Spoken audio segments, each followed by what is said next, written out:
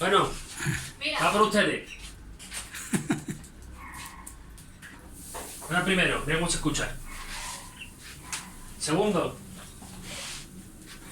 Esto, además carne buena, buena. No como la de Paraguay, pero bueno, hacemos lo que podemos. Ahí está.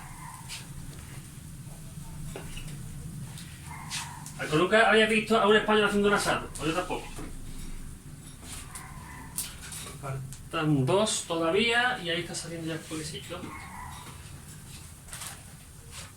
Y lo estoy poniendo por la parte de... Ahí está. ¡Ea! Espérate que da la vuelta. Sóplale hacia viento. ¡Uy! Sopla el fuego.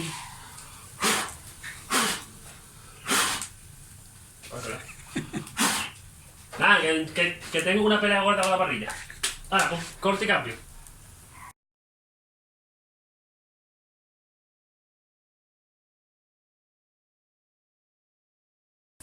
Bueno, ya está listo, ¿vale?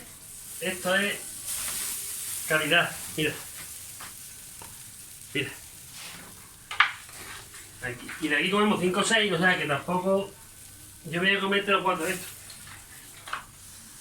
Ahí está. Mira calidad. Mira. Está como calidad suprema. Este es que más carne tiene. Y bueno, un día de esto haré un tutorial de cómo se hace un asado al estilo paraguayo. Cuando sepa hacerlo bien, claro. Ahora mismo no... Uy, se cayó. No se cayó. Porque ahora mismo no tengo muchas nociones todavía. Pero vamos, que esto es calidad suprema, calidad. Y ahora viene la mejor parte, que es con manjares. Venga. Manjares para los chavales. Mira.